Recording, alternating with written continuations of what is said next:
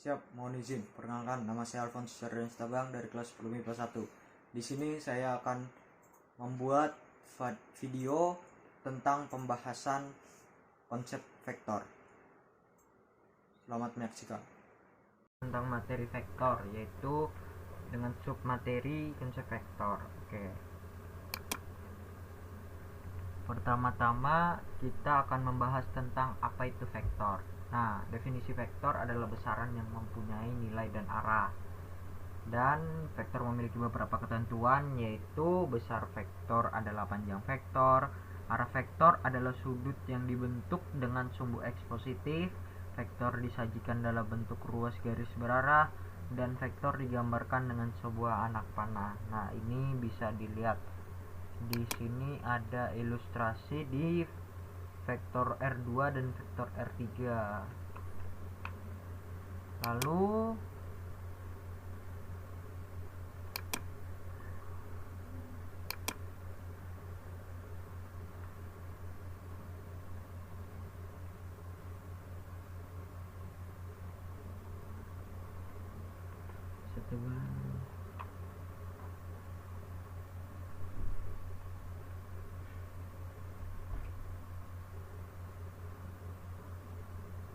pindah ke slide selanjutnya. Lalu kita akan membahas tentang notasi penulisan vektor. Nah, notasi penulisan vektor itu ada 3, yaitu dengan notasi bentuk vektor kolom, bentuk vektor baris, dan vektor ditulis dengan notasi I, J, dan K. Nah, jadi di sini itu yang bentuk kolom itu dia ditulis dalam kurung dan ditulis secara menurun, tidak menyamping. Nah, sedangkan kalau yang vektor baris itu baru dia ditulis secara menyamping di dalam kurung. Nah, variabelnya gitu. Jadi yang X itu digantikan dengan I, yang J itu disimbolkan dengan maksud saya yang Y itu disimbolkan dengan yang J, yang Z itu disimbolkan dengan yang K. Seperti itu.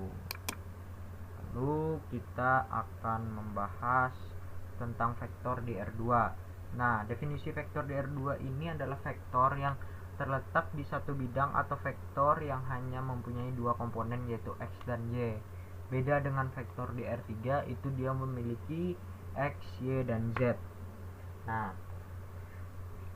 vektor di R2 ini memiliki titik awal dan titik akhir. Seperti pada gambar, ada titik awal dan ada titik akhirnya. Lalu, dua vektor atau lebih dikatakan sama jika dan hanya jika arah dan panjangnya sama. Dan vektor di R2 ini memiliki arah seperti ini. Dia arahnya ke kanan atas. Oke. Sekarang kita lanjut di vektor di R3. Nah, seperti saya bilang tadi, vektor di R3 itu memiliki 3 komponen, yaitu X, Y, dan Z. Nah, definisi vektor di R3 itu adalah vektor yang terletak di ruang 3 dimensi yang mempunyai 3 komponen, yaitu X, Y, dan Z. Nah, bidang di R3 dapat ditentukan jika kemiringan dan salah satu titik yang terletak pada bidang tersebut diketahui, dan bidang di dalam ruang dimensi 3 dapat digambarkan dengan menggunakan suatu vektor normal yang tegak lurus terhadap bidang. Seperti ini contoh vektor di R3, dia sumbu X, Y, dan Z. Nah, namun ada perbedaan dengan vektor di R2 di mana sumbu Y-nya itu berubah atau berpindah ke dia tidak lagi tegak lurus, tapi dia sedikit menyamping ke arah kanan atas, sedangkan yang tegak lurus adalah sumbu Z-nya atau komponen Z. Seperti itu. Nah, lalu kita di sini akan membahas tentang vektor posisi. Nah, vektor posisi itu memiliki definisi vektor yang menyatakan posisi suatu titik terhadap titik pangkal koordinat atau O, atau biasa disebut dengan titik pusat. Nah, seperti itu. Nah, ini adalah contoh gambar vektor posisi pada R2. Nah, jadi di vektor posisi ini kita menentukan nilai vektornya. Nah, seperti pada vektor AB ini dia bernilai 24. Kenapa dia bernilai 24? Karena seperti ditulis di sini, dari titik A ke titik B itu membutuhkan 2 satuan ke kanan dan 4 satuan ke atas sehingga dia dapat mencapai titik B. Nah, sedangkan kita berpindah ke vektor PQ, itu dia nilainya 3-1. Kenapa dia 3-1 bukan 31?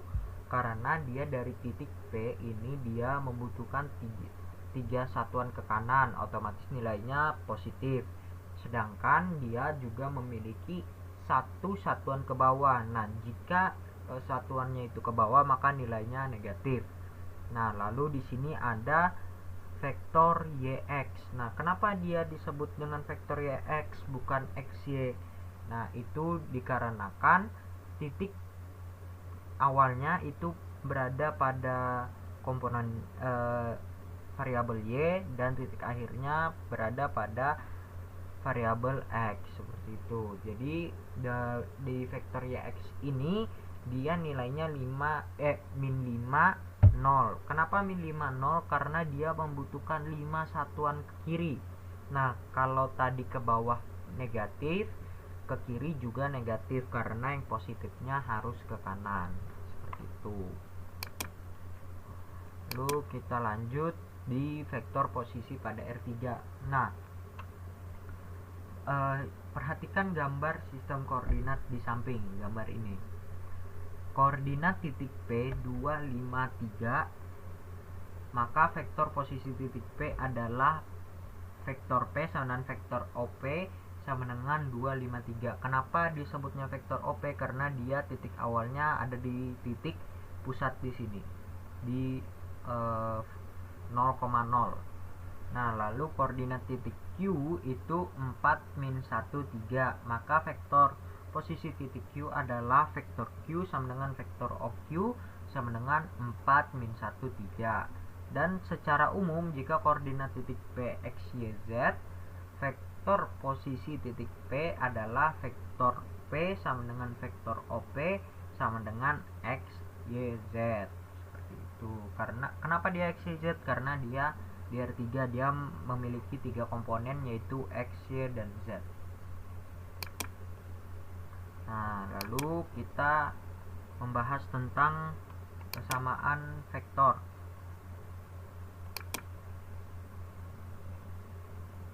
Nah, secara aljabar dua buah vektor dikatakan sama jika unsur-unsur yang bersesuaian besarnya sama atau nilainya sama. Nah, vektor di R2 misalnya ya, vektor di R2. Nah, misalnya ada vektor A dan vektor B. Nah, nilai dari vektor A ini A1 dan A2 dan nilai di vektor B ini B1 dan B2. Nah,